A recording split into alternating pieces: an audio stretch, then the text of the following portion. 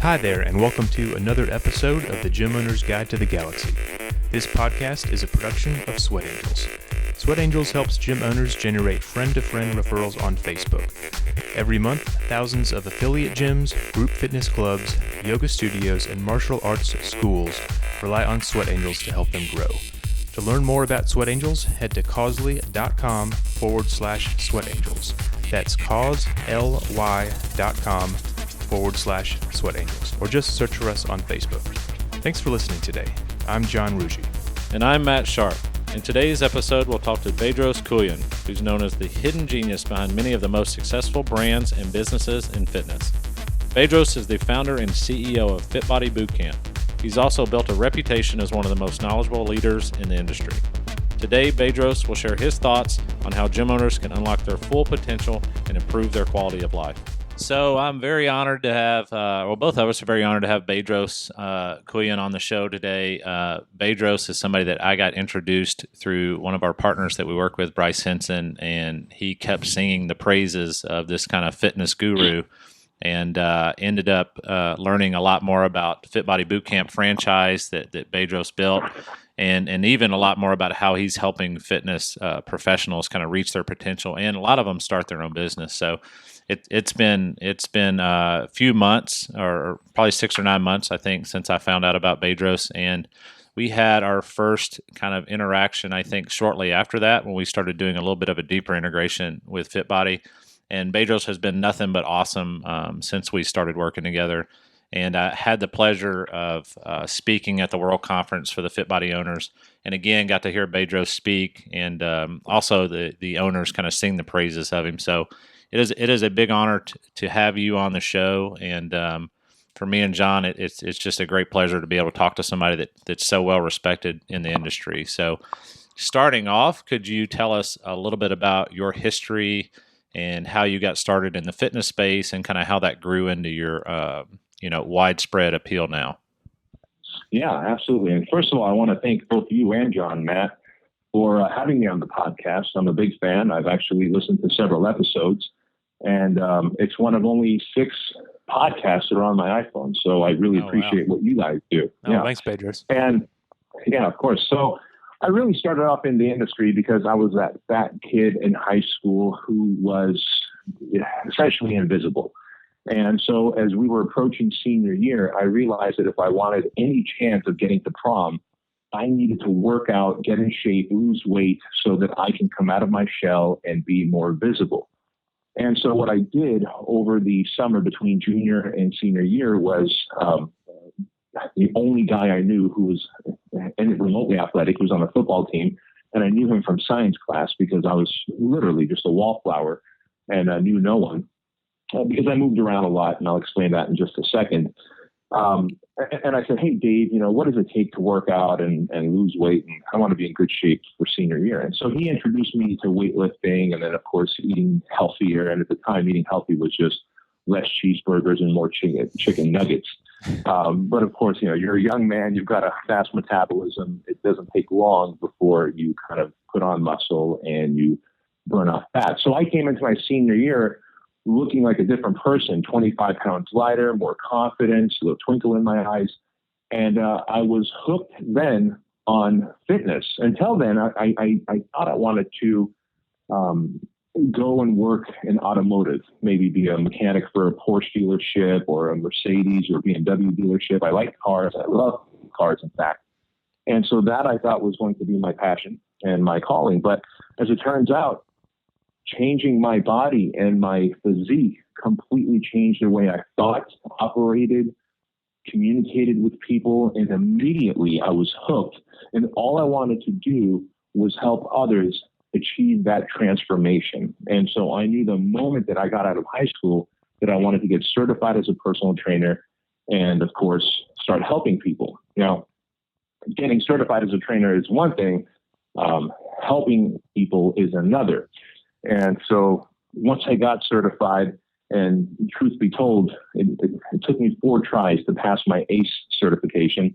And in that time, while I was just so discouraged, in that time, I went to Fullerton College. It's a 2-year, local city college. And I thought I would get maybe an AA and then transfer into a local university to get my exercise science physiology degree. And within half a semester, man, I realized that level of education, higher education, is not for me. In fact, one of my counselors and I had a disagreement, and they told me I'm welcome to leave the college. And so I found myself finally certified with only 2 clients, both who were referred to me by my mom. They were neighbors of my mom's. And I was working as a fry cook and a bouncer at a gay bar to make ends meet. And so, and I remember thinking the whole time, like, man, there's no other profession where someone's like a cop and a bouncer, or a nurse and a fry cook, or a attorney and a fill in the blank. Yet I knew so many other personal trainers who were training people, doing what they're passionate about, but didn't have enough clients, didn't know how to charge them, didn't know how to make money, so they always had the side gig. And the only reason I took the bouncer gig at the gay bar was because they paid $2 more per hour than the other bouncer gig down the road, simply because, and this is funny, they never tell you why they're going to pay you $2 more per hour. And I know what you're thinking right now. You're like, well, it's a gay bar, and you're a guy who's in shape, and that's why. Not true. Every night at 1:00 in the morning, before the club would give out, skinheads would come into the parking lot and wait for the club to give out. So as the customers left the nightclub, they would gay bash. They would beat the shit out of people. And our job as the bouncers, making a whopping $14 an hour, which, in the early 90s, I suppose that's decent pay. Our job was to make sure that didn't happen, because otherwise the next, Friday, Saturday, Sunday, the club's going to be empty. And so every weekend I'm getting in fights. And I'm the kind of guy that, I'm big and I'm intimidating looking, but I could talk my way out of a fight versus fighting my way out of a fight. You ask my wife, ask my mom, I'm a lover, not a fighter. And so I'm like, what the hell did I get myself into?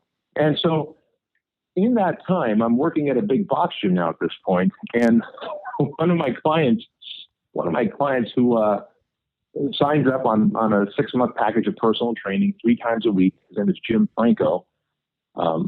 During our first session, real arrogant, kind of cocky guy in his early 60s at the time. Halfway through the first session, he goes, hey, you're a horrible salesman. I'm like, actually, I beg to differ, Jim. I sold you a $3,000 package, 3 times a week for 6 months. I mean, come on, I'm a stud, please. He's like, no, you're an order taker. What you did is you took my order. See, I came in and you were eating your chicken and broccoli out of that Tupperware because I remember the smell. And then you took my order because I knew I was looking for a 6-month program and to work out 3 times a week. And you simply took my order like a waiter at a restaurant. And he made me feel so small, so insignificant. And in that moment, I understood why I had 2 other side jobs. So immediately, of course, he started to build me back up, and he says, what you're really doing is you're just closing the 1/3 of the people who are there to buy no matter what. They've already made the decision. But you're missing out on the people who are undecided, and you're missing out on the people who are skeptical but can be sold. The other 2/3 of the people are how you build an empire. I was like, holy crap, this guy's like come from above to help me out. So he gave me a Tom Hopkins sales tape. And he goes, just listen to this sales tape. His name is Tom Hopkins. He sold door-to-door. He sold real estate. He sold pots and pans. And he's going to teach you how to sell. Of course, Tom Hopkins mentions Brian Tracy. And so then I started buying everything Brian Tracy and listening to Brian Tracy. Brian Tracy talks about Dan Kennedy. Dan Kennedy leads to Jay Abraham. Jay Abraham leads to Tony Robbins. Tony Robbins leads to Norman Vincent Peale.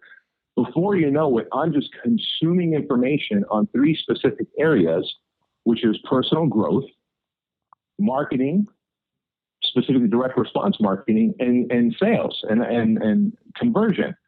And holy cow, I kid you not, guys, within 6 months, I was looking for a footprint to open up my first personal training studio and had already quit my 2 side jobs.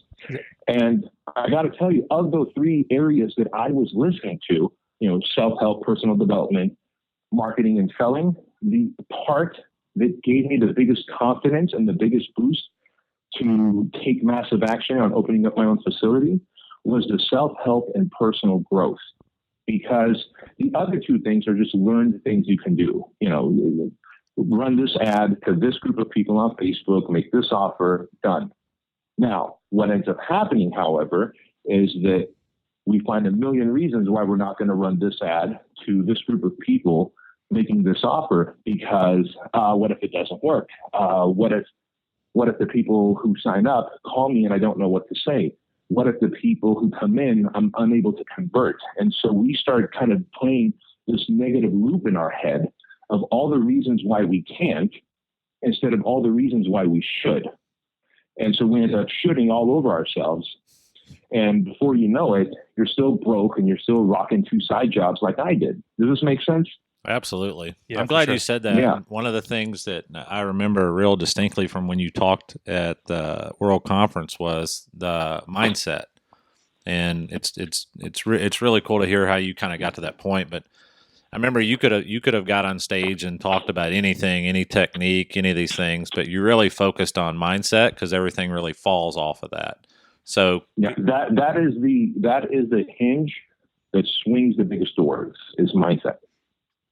Yeah, that's a big piece that I really like from Tony Robbins. You mentioned him. Matt and I had the chance to go to one of his conferences, Unleash the Power Within, earlier this year, and he was really big into conquering your limiting fears and beliefs. And you're absolutely right. You can read all the knowledge in the world, and it's very easy to sit down and kind of play business, like do everything but up to the point of actually talking to people and running the business. Because if you don't get over those fears and have the right mentality, then all that knowledge isn't going to help you for anything. Yeah, exactly. And you know what's funny is I hate to say this, but I know your listeners will be able to resonate with this. We kind of hold on to whatever excuses that we have to kind of build our story on of why we can't. And let me give you an example of what mine was. So, Matt, I know you know this. John, I don't know if you know this or not, but I come from a communist country. At the time, the Soviet Union, Armenia, the country that I was born in, was owned and governed by the Soviet Union. My father, not by choice, was a member of the Communist Party. Technically, he had a choice, of course, but if you say no, they ship your ass off to Siberia, and off you go peeling potatoes and you're dead. And so he was one of the 18% of the population who was part of the Communist Party. He was not excited about that. And so in 1980, we escaped communist Russia because in 1981, my older brother was to join the Red Army, the Soviet Army. I was 6 years old at the time. So we come to the United States, broke, 2 suitcases, a family of 5, and $200 cash. I think specifically $180 some odd dollars cash, my dad said. And we come to we go to Italy, and then we go to the American consul. We asked to legally enter the United States as political refugees, do the paperwork for 2 weeks, and now we go to New York, and from New York to California. And so, people always go, man, you're the American dream. You came from this communist country of oppression, and you became somebody big, in a franchise, all the software on recurring payment, you own 5 masterminds, et cetera. Yeah, all that is fantastic. And I'm so thankful and grateful that I run an 8-figure business and I have a staff of 30-something around me. Like, that's fantastic. But the thing that most people don't realize, because it's somewhat embarrassing for me to talk about, but I force myself to talk about this, is a story that I had said so many times to myself that I had actually started to believe it, which was then used to justify my position as a failure. And the story was, well, I come from a country of oppression, and when we came to the United States, we were broke and poor, and there's a big difference between being broke and poor, and we were both. We moved in 2 years. We moved to 14 different apartments. We either got evicted or we just left in the middle of the night because my parents couldn't afford to pay rent here in the States. I went to 3 elementary schools, 2 junior highs, and 2 high schools. And so I had every reason to go, I'm a failure. We always ran out of money before we ran out of money.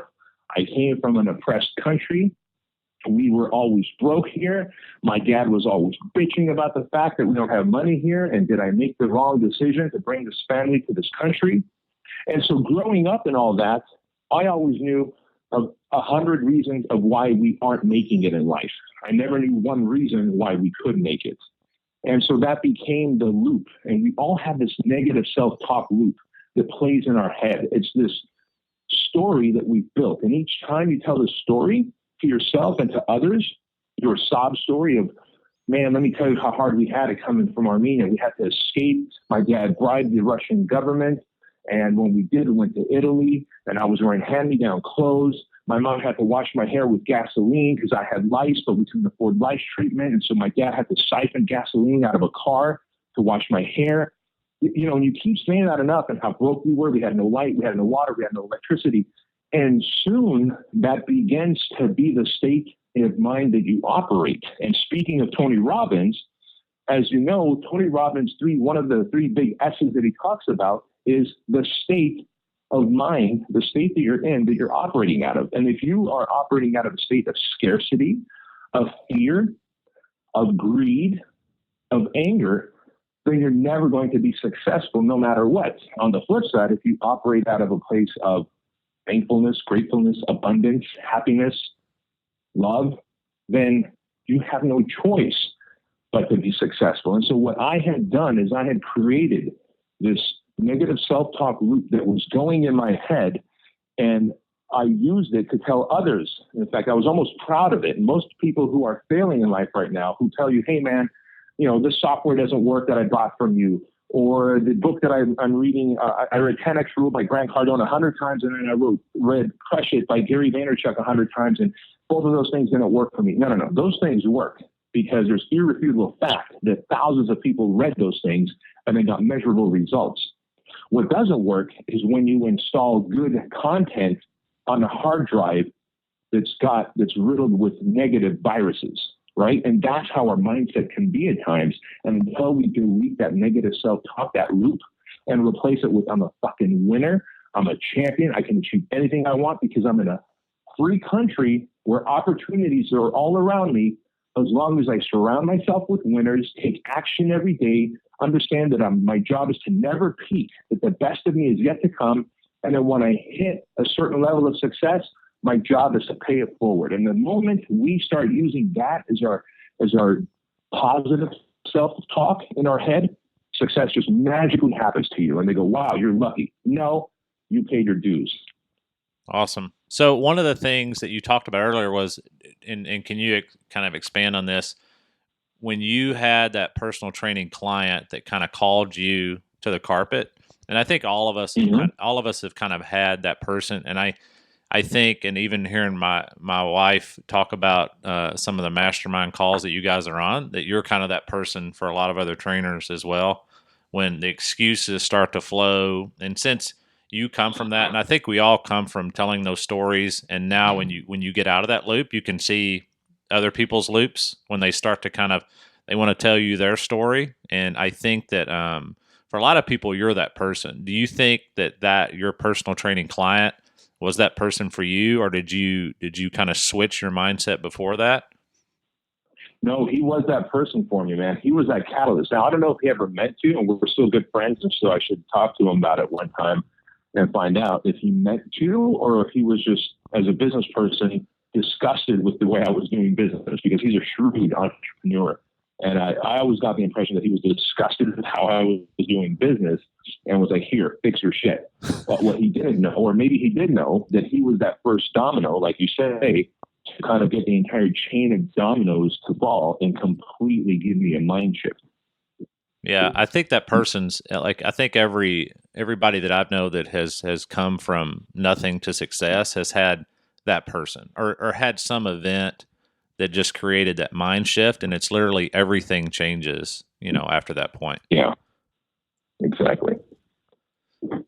Yeah, one thing I wanted to get you or ask you to expound on, Bedros, is the different types of limiting mentality. So you talked about your experience, which is very powerful and also very specific. Not everyone has that background of coming in as an immigrant with very little resources at their disposal. But I know you've worked with hundreds or probably even thousands of people. Can you talk more about some of the other types of limiting beliefs that you've seen, or kind of backgrounds that people might point to as reasons for being held back? Yeah. It's funny because in the world of success or business, it seems like the rules of life almost don't apply. Here's what I mean. We're all guys here.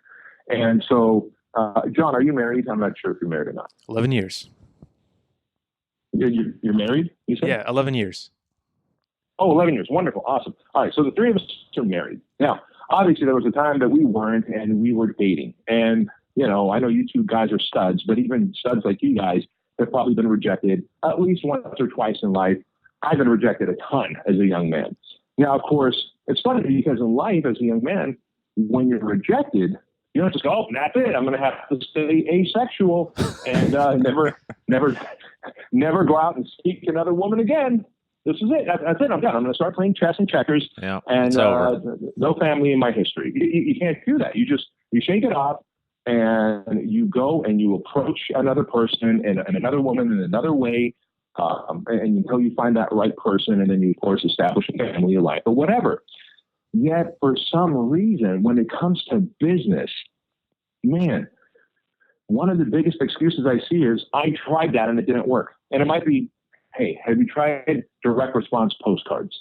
I tried postcards and it didn't work. Or have you tried running Facebook ads? I tried Facebook and it didn't work.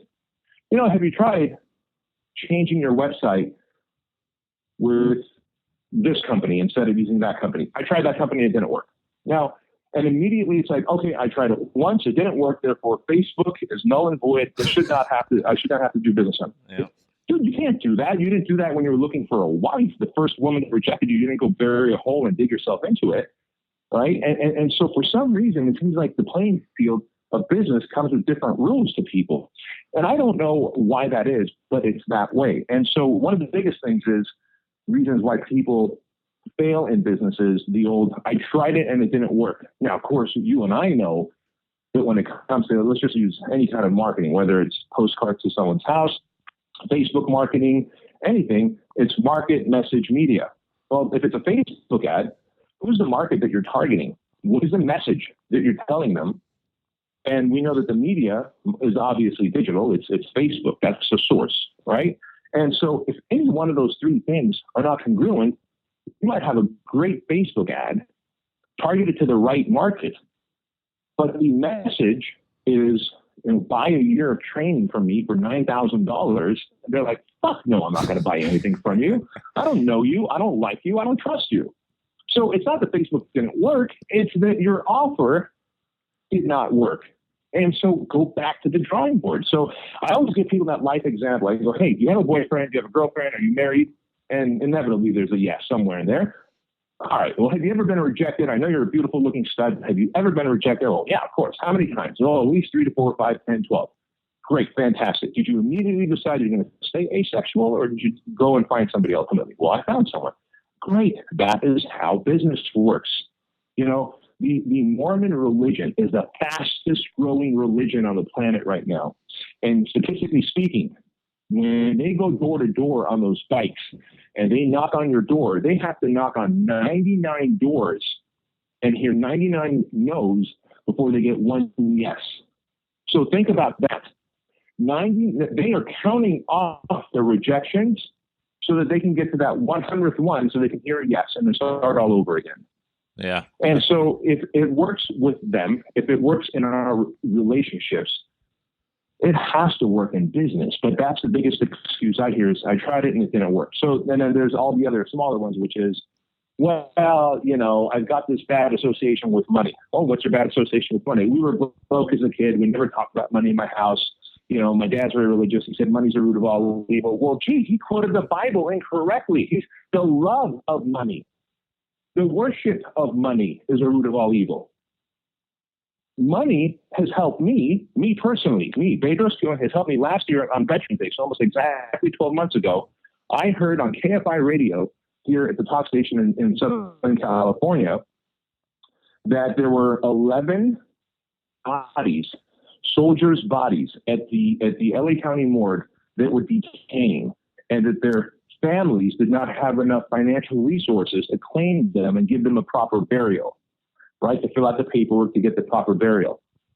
And so when I heard this, I literally almost broke down in my car and started crying because I love this country. People call me like the ultimate American because I've seen oppression. I've seen my dad, almost go to jail in Armenia. And so, experiencing the freedom that we have here to me is like huge. When you have contrast in life, if you've almost been shot, right, and then all of a sudden you have freedom, or you've been to jail and then you have freedom, you can appreciate your freedom better. And so, in that way, I kind of feel like I'm the ultimate American. But the point I was making here is that people will just glom onto some excuse of, well, I was broke and we were broke. But what I'll have to tell them, and it always is a reframing of an experience. But do you realize, recently I've been telling people this, do you realize that last November 11th, after hearing that news broadcast, all I had to do was tell my assistant, Joan, call the LA County morgue, which as it turns out was part of the LA County Sheriff's Office. And I ended up talking to the sheriff himself and said, I want to claim those bodies. And then the first thing they said was, sorry, you're not related to those bodies, so you can't claim them, sir. And I said, no problem. One of New York City's top 5 PR companies is on my payroll. I pay them $12,000 a month. IWPR.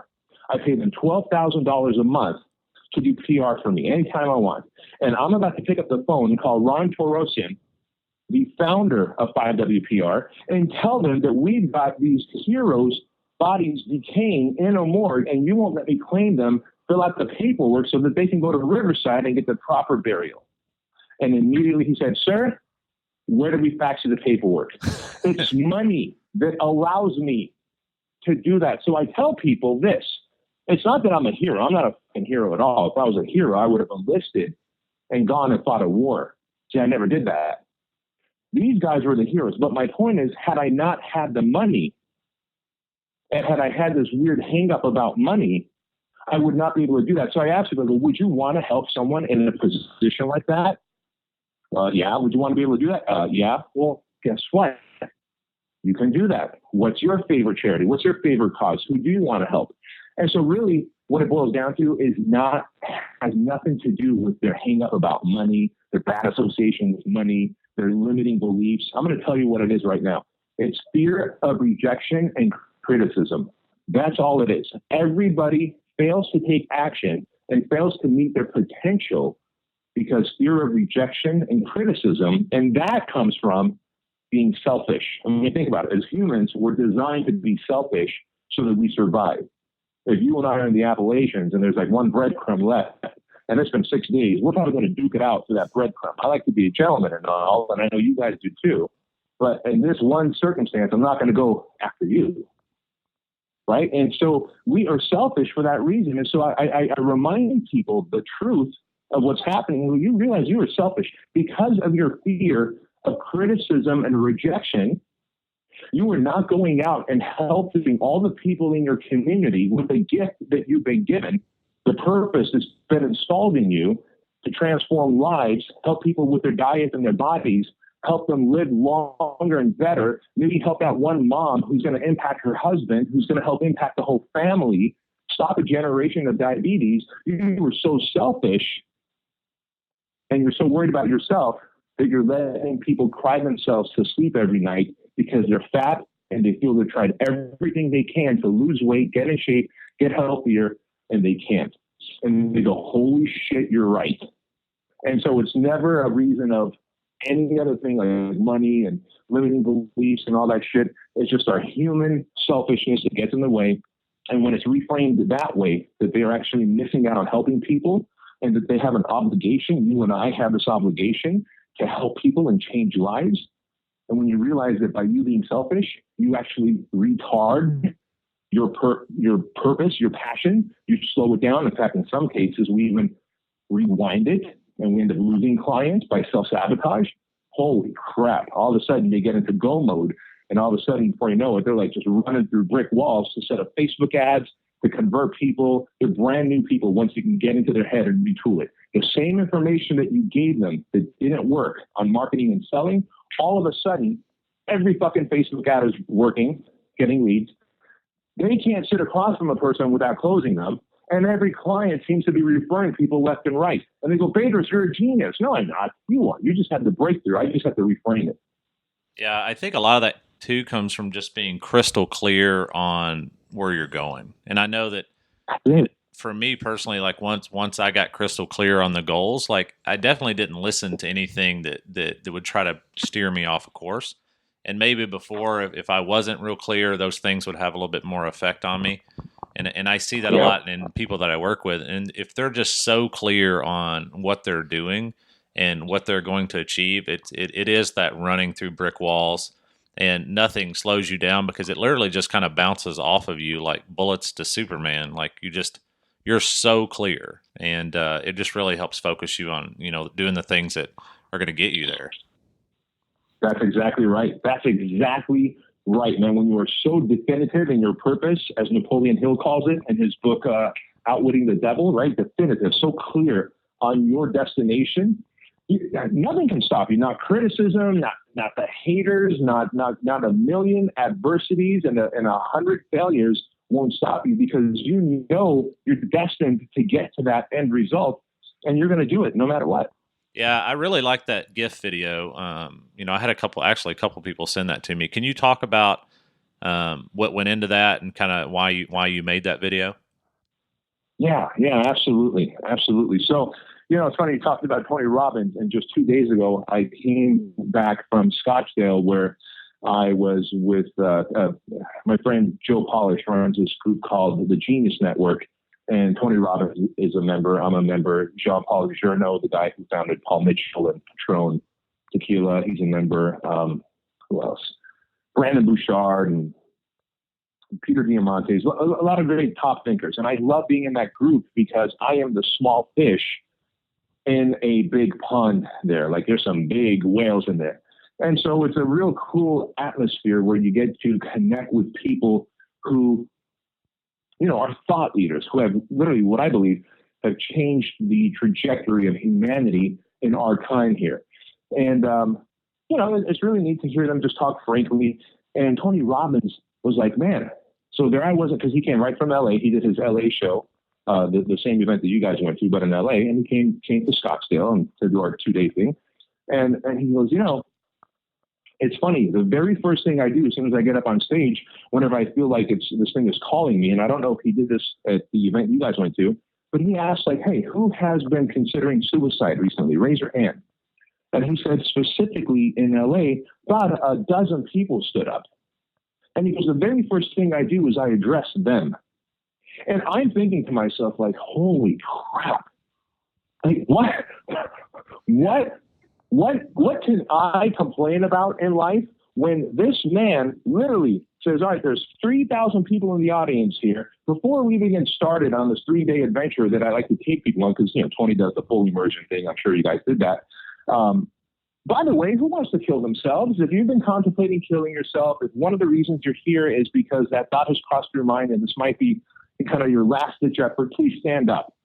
So he says, about a dozen people stood up, and whenever a dozen people stand up, I assume there's another dozen or two in that group who hasn't stood up. And he goes, I started addressing them first and working on them first. And he says it with so much conviction, so much passion and purpose. Like he doesn't say it like, oh man, I'm a little nervous because what if I can keep 11 of them from killing themselves, but the one guy kills himself? Not like that. He goes, I just work on them first and fix them first and ask them to sit right down.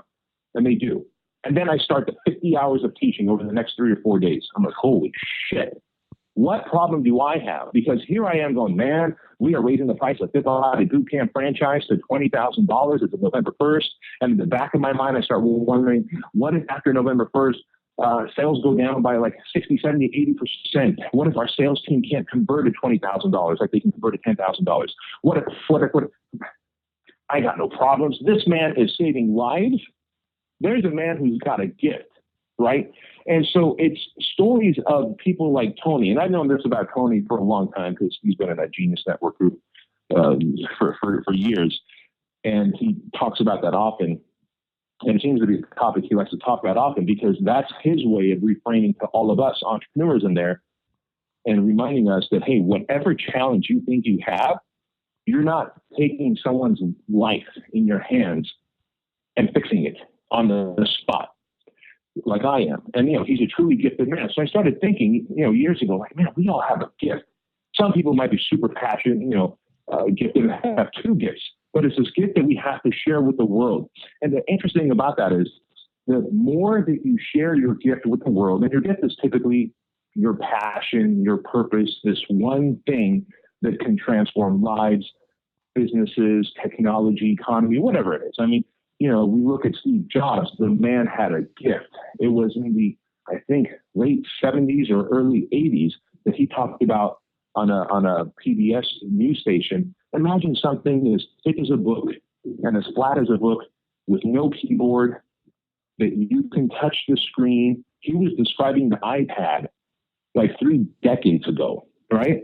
And so there's a man who has a vision and a gift, and then he brought his gift to fruition. Now, if you watch the Steve Jobs documentary, people are like, holy cow, the guy was evil. He was like Satan. He could control anybody like Hitler could, da-da-da-da. You know what? If you are that gifted, good for you. Control people, control your employees, control society, control technology. That man changed the trajectory of our planet and improved all of our lives.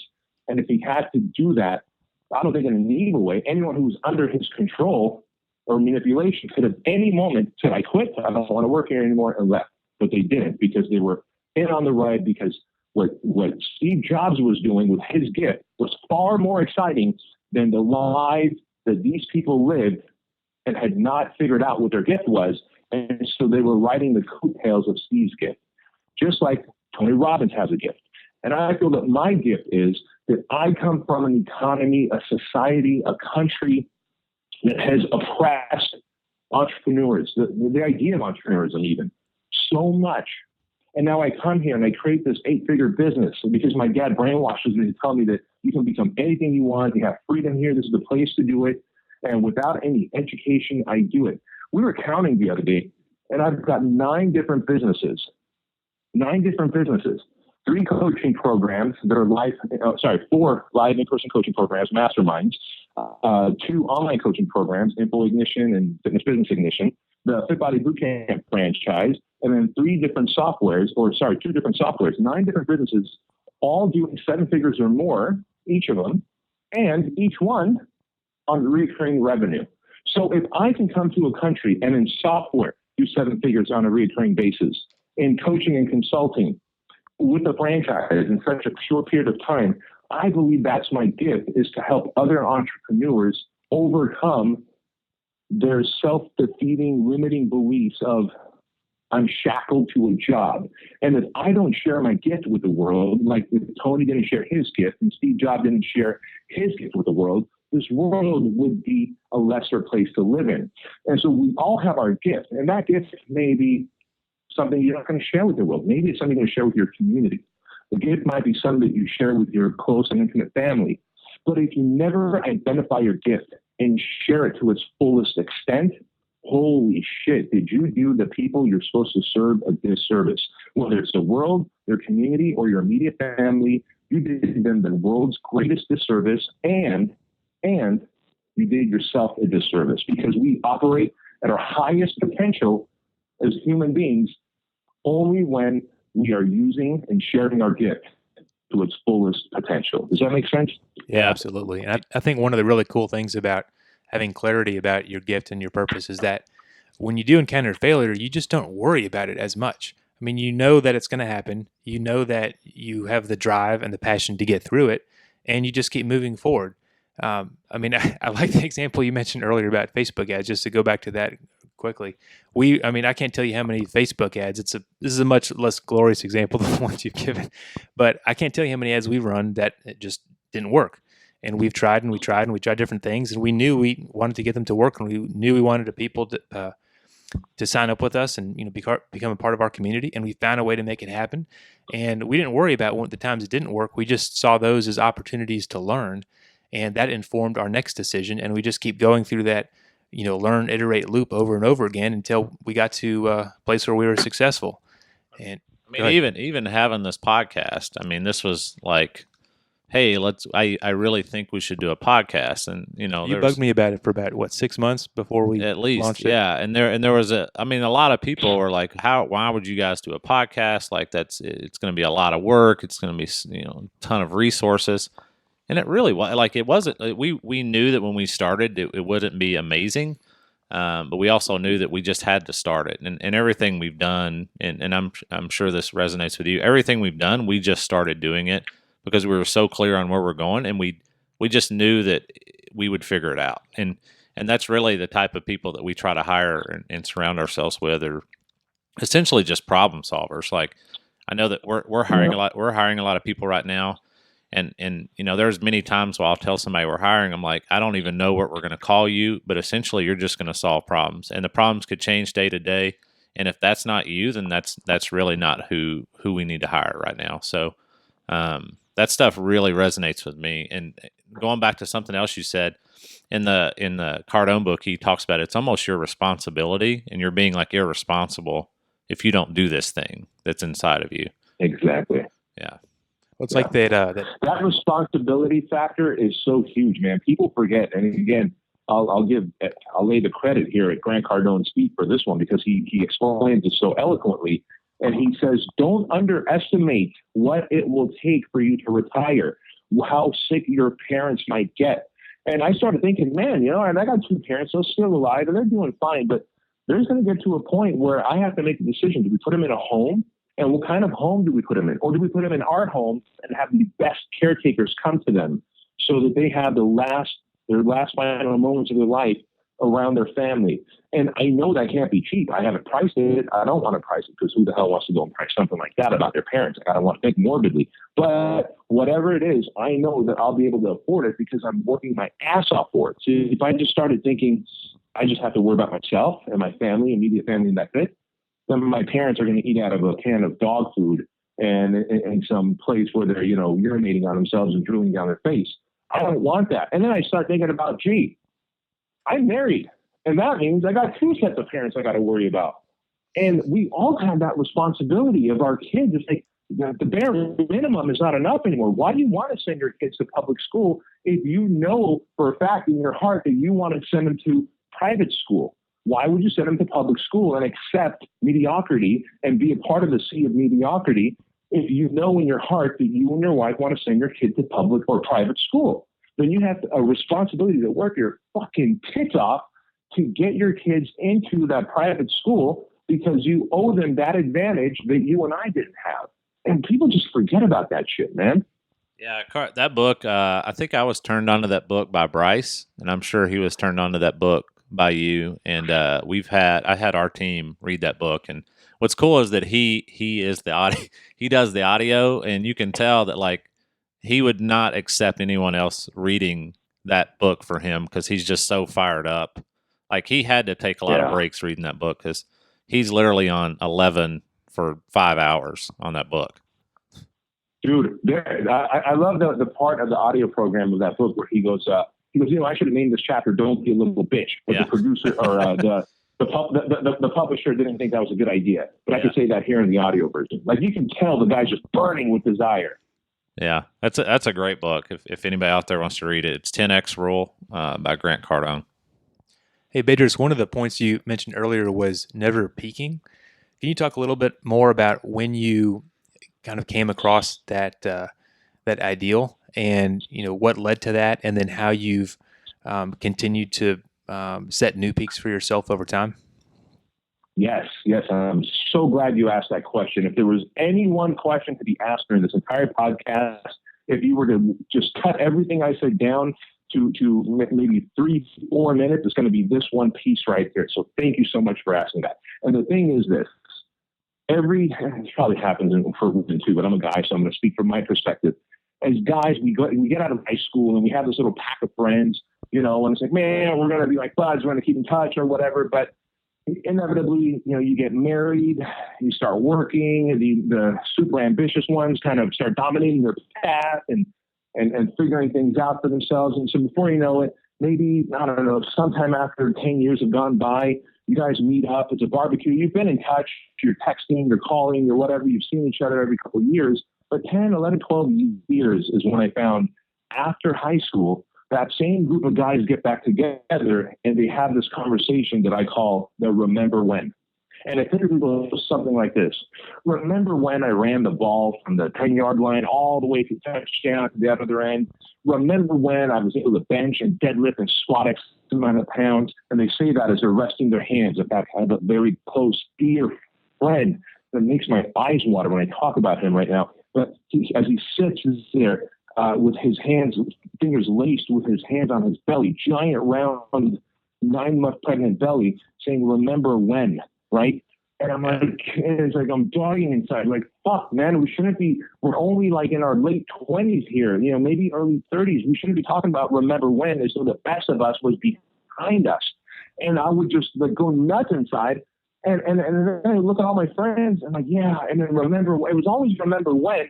And I'm like, am I the only motherfucker here that's like excited about tomorrow, about 5 years from now, 10 years from now, that when I hit 40 and how I'm going to be dominating the world? I don't even know how. I didn't know I was going to have a franchise. I didn't know I was going to have software. I didn't know I was going to have coaching clients all over the globe. I just knew I was going to be dominating the world. And as I just kept dominating, my path, my vision got clear, and I knew with greater certainty what I was going to do. But to me, I look at it as, man, the remember when, forget about that. My job is to never peak. I never want to peak. See, all my friends there, and it just crushes me. But what I've done is I've gone back and I've now kind of bringing them along with me, making them earn it, sometimes reluctantly, but making them earn it, forcing them to go out surfing with me and take on new challenges. But my whole thing was this whole never peak attitude. Man, I want to peak just minutes before I take my last breath on my deathbed, and ideally, I'll be doing something fucking nuts as I take my last breath and die when I'm 90, 100 and something years old. That's when I want to be peaked, not when I was in high school or college. And so I have this thing called just never peak. The best is yet to come, which again goes back to a personal responsibility of you have to keep taking on new challenges. Now, I'm not a drinker. I don't drink. I'm just not a big drinker. However, we had some problems in Fit Body Boot Camp about 4 years ago, that caused me to ask at the time, my COO, Chief Operations Officer, hey man, it's been rough. Do you want to go get some sushi and get a beer? And he's like, holy shit, B, you never drink.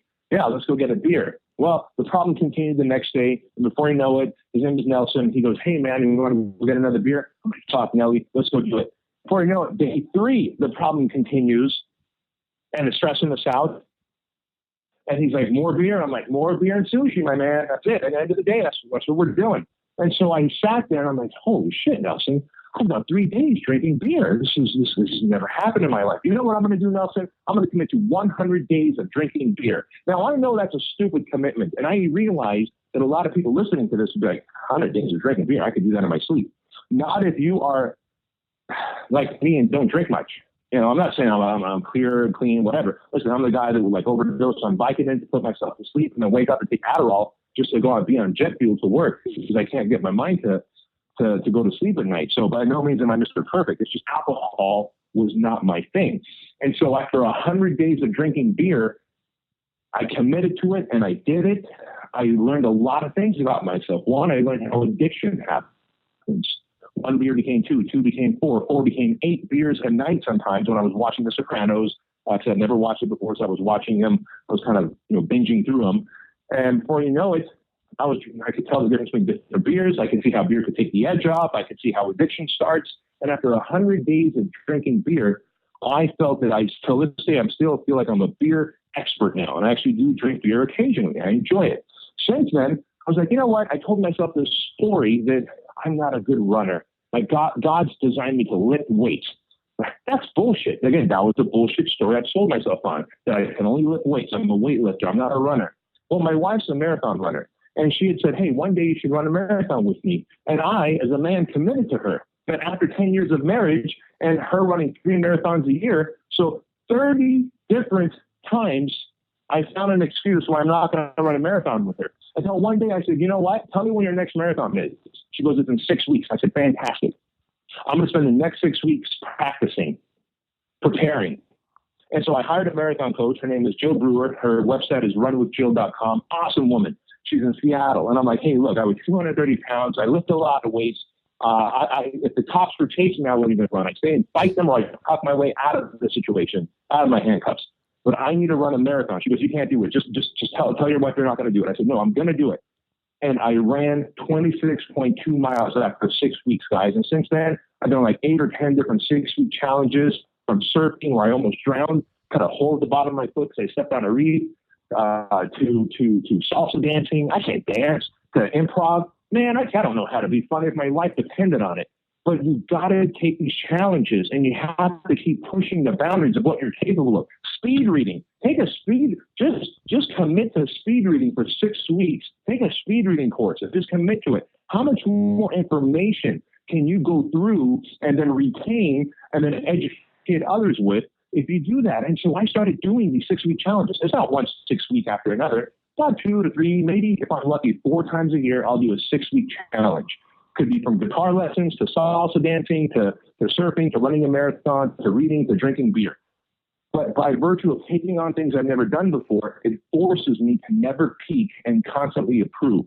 And if I do it, then I can expect that of the people around me. See, that's the thing. That's why I have this fucking issue with personal trainers, people in the fitness industry who are fat and out of shape, don't look the part.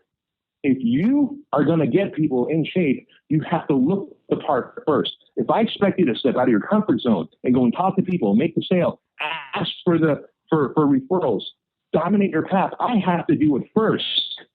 And so I've committed to never peaking and never doing that whole conversation of remember when. Glory days.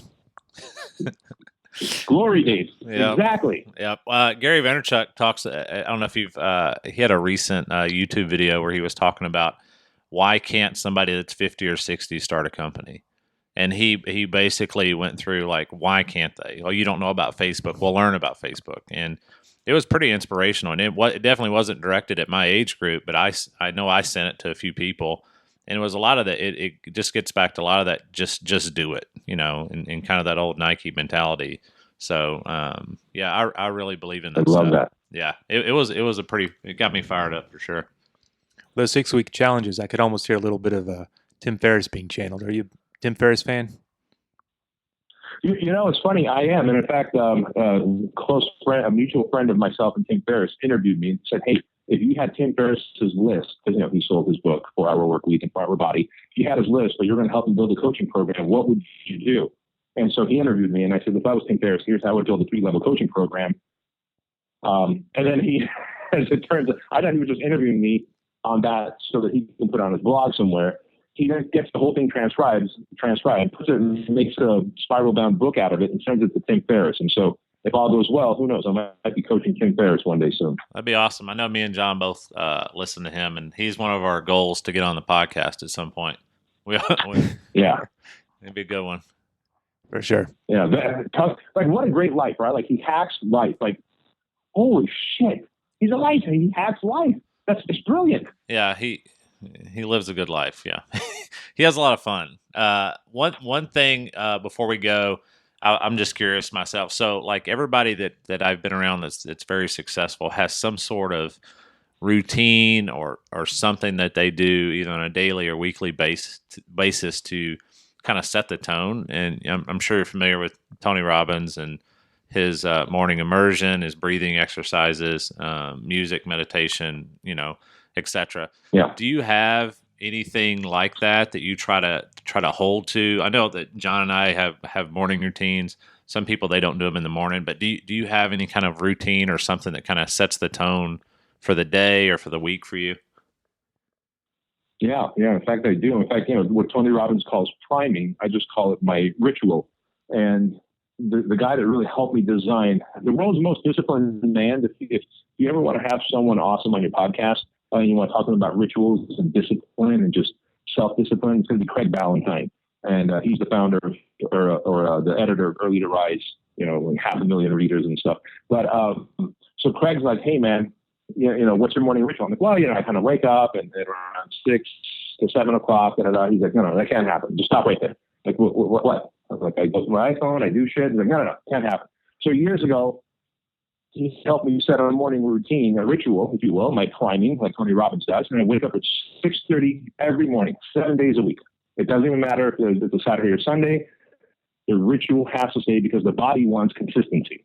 Wake up at 6:30 in the morning, I'll look at my iPhone, I just unplug it, slip it into my phone.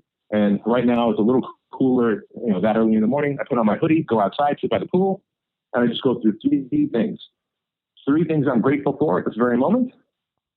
3 people that I'm going to help today, And it could be just a pop-up text message that I send them. Hey, man, you're awesome. Hope you're rocking. If there's anything I can do for you, reach out to me. I don't go there and dig a hole for their fruit tree or anything like that. The 3 people that I'm going to help today, 3 things that I'm grateful for, and then 3 big things I'm going to do to move my business or my life forward today. And I visualized that. I visualized the person. So this morning, it was my wife and my 2 kids that I was most grateful for. I visualized their face. And so they're right there. We're nose to nose. I could smell their skin, all of that. I could, you can, all of us can tell our little babies, right? The little nuances and the pores and the freckles. And I picture that as my eyes are closed. And then I go through the 3 people that I want to help. And, this morning it was Joel Marion, the founder of BioTrust. There's another person you want to have on your podcast, 9-figure business, $200 million a year, BioTrust. And it's only been around for 4 years. Great supplement company. But it was just, hey, I'm going to help Joel Marion and these 2 other people that are outside of our industry. And then, of course, it was the 3 big things I'm going to do to move my business forward. One of them being this podcast. So I'm going to be fully present, computer off, cell phone completely silent, not looking at text, prepared, studied, and ready for it. This is one of the 3 things. Why?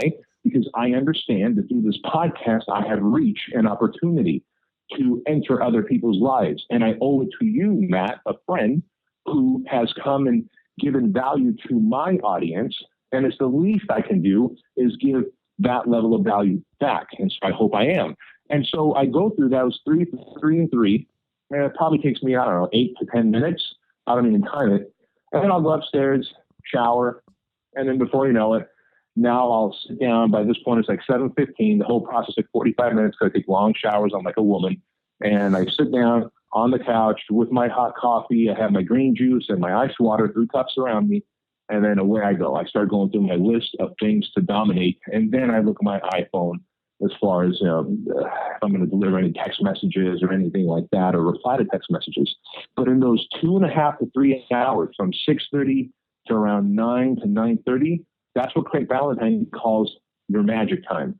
And I get more done in my magic time than probably most people do their entire week. Like 1 day of magic time I get done than most people do in an entire week. And for me, that's been huge, because if I stopped working after 9:30 a.m., I'm golden, man. I'm golden. Anything I do above and beyond that is just gravy. And it's because it's out of passion. Like I am right now, I want to go do burpees right now after this call, because I'm so jazzed. I'm sweating doing this call in my office. That's awesome. This is what God has put me on this planet to do. I'm like pacing back and forth like a caged animal, because this is my calling. That's awesome. Yeah. That's great. Yeah. We'll have to put that in the notes as well, so people can follow along with that. That's an awesome morning routine. Bedros, it's been such a pleasure having you on the show today. We can't thank you enough for taking the time to be with us. Well, thank you, guys. It's been a great pleasure. And if there's anything I could ever do to help, please let me know. Oh, I think we'll try to do another one. That would help. I think it'd be great. I think there's a lot of Excellent. things. There's a lot of topics we can talk about that I think would be a huge help to people that listen, for sure. Right on, guys. Well, thank you so much for the opportunity. I truly appreciate it. All right. Appreciate it, man. Pleasure's all ours. Thanks again, Bedros. All right. Take care, guys. Take care. Bye. Thanks again for listening today. The Gym Owner's Guide to the Galaxy was produced by Matt Sharp, Jeremy Russell, and me, John Ruggi. To make sure you catch every episode, search for The Gym Owner's Guide to the Galaxy on iTunes or wherever you download podcasts.